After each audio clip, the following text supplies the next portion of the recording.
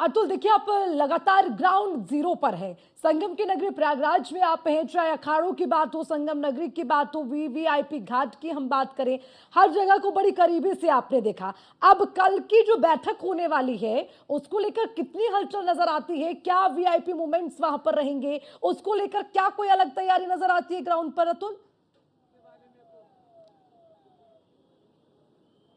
प्रशासन की तरफ से बैठक की तैयारियां की जा चुकी है। लगातार हलचल की बात की जाए तो वीआईपीओ का मूवमेंट शुरू हो चुका है और उसी के साथ साथ अगर व्यवस्थाओं की बात की जाए तो हर चौराहे पर फोर्स बढ़ाई गई है। खुफिया तंत्र को मजबूत किया गया है। उसी के साथ साथ अगर बात की जाए तो यहाँ पर एटीएस के कमांडो की जो तैनाती है उसको बढ़ाया गया है। आरपीएफ सीआरपीएफ के जवानों को बढ़ाया गया है। सुरक्षा के दृष्टिगत देखते हुए जिस तरह से आस्था की डुबकी मुख्यमंत्री योगी आदित्यनाथ अपने मंत्रियों के साथ लगाएंगे, बैठक में कहीं ना कहीं अगर बात की जाए तो विपक्ष को आड़े तरह लेने का काम किया है। मुख्यमंत्री की रणनीति के चलते जिस तरह से रणनीति बनाकर के तैयार की गई है, राहुल गांधी हो, प्रियंका गांधी हो, अखिलेश यादव जिस तरह से लगातार महाकुंभ को लेकर के सवाल खड़े करते हैं, लेकिन दूसरी तरफ अगर संतों की बात की जाए तो संत कटाक्ष करते हुए अखिलेश यादव को नसीहत देते हुए नजर आते कि कुंभ में आकर के आस्था की डुबकी लगाएं, सनातन की पाठशाला का हिस्सा बन के समझे। उसी के साथ साथ सनातन को समझने का काम करें। हरिद्वार की डुबकी लगाने की जगह प्रयागराज संगम में पहुंच करके डुबकी लगाएं। आस्था की डुबकी लगाने के बाद संतों के पास बैठ करके ज्ञान वर्धन करें,